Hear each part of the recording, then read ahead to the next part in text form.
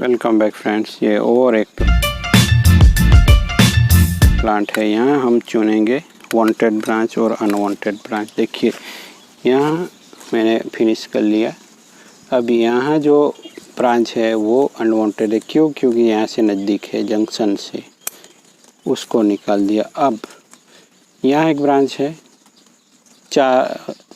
5 ब्रांचें हैं, तो ये पैरेलल हो गई उसके साथ। अब यहाँ क्या करेंगे हम, 4 ब्रांच हो गई और ये हेल्दी है। तो हेल्दी ब्रांच कभी कभी निकालते हैं तो दूसरी ब्रांच अच्छे से ग्रो करने लगती है। बट यहाँ से वी सेक्शन होता है और यहाँ एक ब्रांच रहने देंगे, उसको भी निकाल देते हैं और उसको ऊपर की ब्रांचों को हम 4 पत्तों के बाद ट्रिम कर देते हैं। तो बैक बडिंग में अच्छा रहेगा, क्योंकि 4 पत्ते बाद निकालेंगे, ऊपर 2 पत्तों से ग्रोथ करेगा ये प्लांट।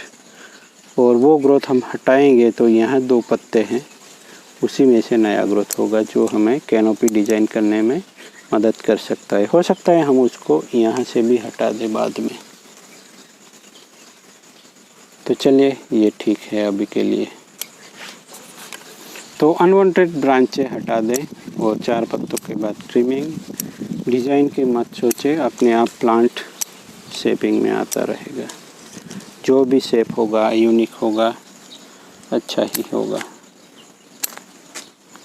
नीचे से भी एक ब्रांच निकल रही है, ये कुछ उसके कंपेनियन प्लांट बन सकता है उसका। चलिए हो गया, दूसरा प्लांट देखते हैं। यहाँ 2 कटिंग लगी है, दोनों साथ साथ नज़दीक है। हो सकता है बाद में फ्यूज हो जाए और ये ट्विन ट्रंक की तरह हो जाए और एक ही प्लांट भी बन सकता है। तो यहाँ मैं कुछ फिनिशिंग और सब निकाल देते हैं। अनवांटेड ब्रांचें होती है वो, यहाँ अनवांटेड ब्रांच ट्रिमिंग, इसी तरह काम करना है दोस्तों। इतने वीडियो के बाद आपको कोई सवाल नहीं रहना चाहिए कि कौन सी ब्रांच रखनी है कौन सी नहीं, कौन सा डिज़ाइन प्लांट अपना खुद का बना लेगा। हमें केवल अनवांटेड ब्रांचें निकालते रहना है। 4 पत्तों व ट्रिमिंग, वही याद रखें। मैं इतने वीडियो इसीलिए बना रहा कि आप लोगों को अब कोई सवाल ना हो।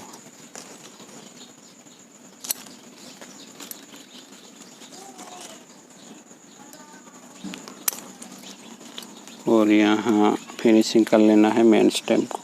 ये पुराने स्टेम नहीं है, ये मुश्किल से 5 महीने हुए हो गए इस कटिंग को। और इस तरह हार्ड वर्क कर रहे हैं हम इस प्लांट्स पे, और कर सकते हैं क्योंकि ये अच्छे से ग्रो हुआ है दोस्तों। तो ये थोड़ी हाइट ज़्यादा हो गई, फिर भी अभी कुछ नहीं करेंगे। अनवांटेड ब्रांचों को निकाल के ट्रिमिंग ही कर देते हैं, बाद में सोचते हैं। अगर ये प्लांट के कटिंग अगर नीचे से फ्यूज हो जाते हैं तो बढ़िया है हमारे लिए, तब सोचते हैं क्या डिज़ाइन होगी उसकी। प्लांट को ही सिलेक्ट करने देंगे हम डिज़ाइन कौन सी होगी। तो इसी तरह से इस साल बढ़िया से ये 1 2 3 4 5 6 7 कटिंग है, कहीं कहीं 2 कटिंग है, सभी हो चुके थे। कटिंग है वो थोड़ा स्लांटिंग है, तो उसे इसी हिसाब से हम पिंचिंग कर लेते हैं।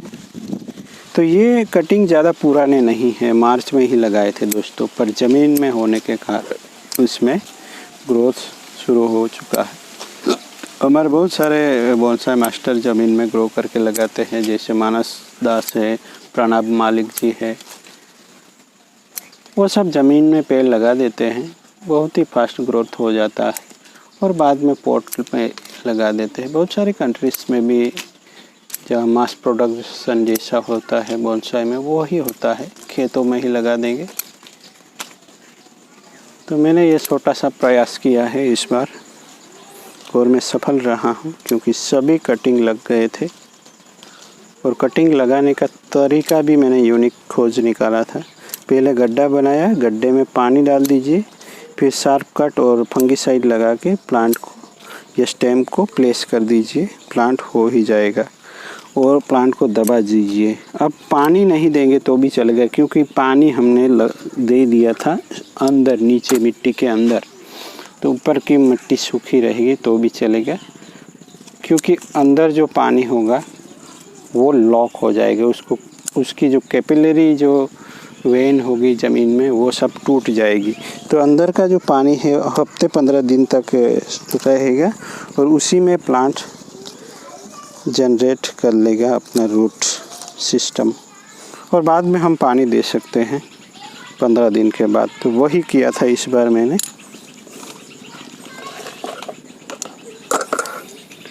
चलिए, बड़े प्लांट में ट्रिमिंग हो गया, 4 पत्तों बाद ट्रिमिंग, अब कहें कि पिंचिंग। ये गिनने नहीं है, हमारा अंदाज़ा लग जाएगा धीरे धीरे। तो इसी तरह हमें सोच डेवलप करनी है दोस्तों।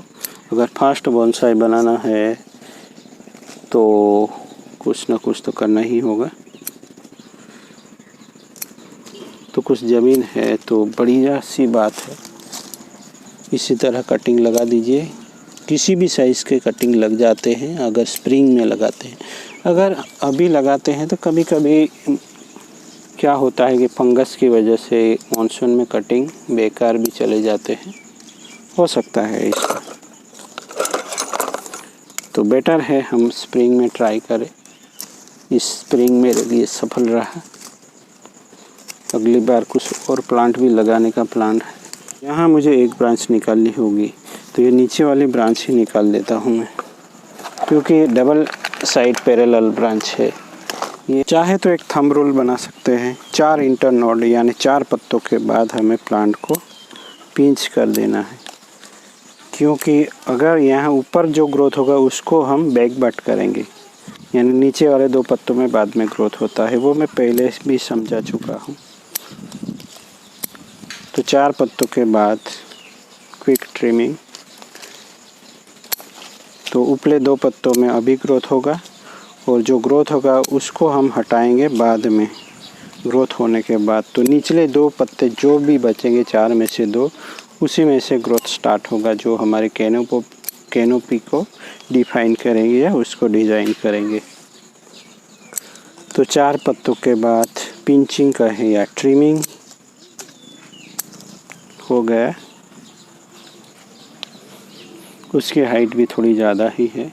ये लोअर ब्रांच है एक यहाँ नीचे, उसको बढ़ने देंगे, उसको नहीं सेड़ना है दोस्तों। ये लोअर ब्रांचों को ना भी सेड़े तो भी अच्छा है, तो ऊपर की ब्रांच अच्छे से ग्रो करेगी। अब यहाँ भी मैं सोच रहा हूँ कि उसको भी एक रिंग कट कर लेता हूँ। चलिए, तो ये मौसम बढ़िया रहा तो बढ़िया से यहाँ सब डेवलप हो जाएंगे रूट्स। तो यहाँ मैं कट लगा लेता हूँ, जिससे यहाँ रूट जनरेट होने लगेंगे।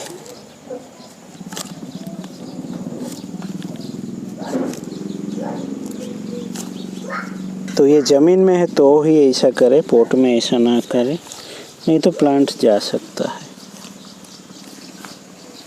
ये मैं भी पहली बार कर रहा हूँ, देखेंगे रिजल्ट। नेक्स्ट ईयर आप दोहरा सकते हैं।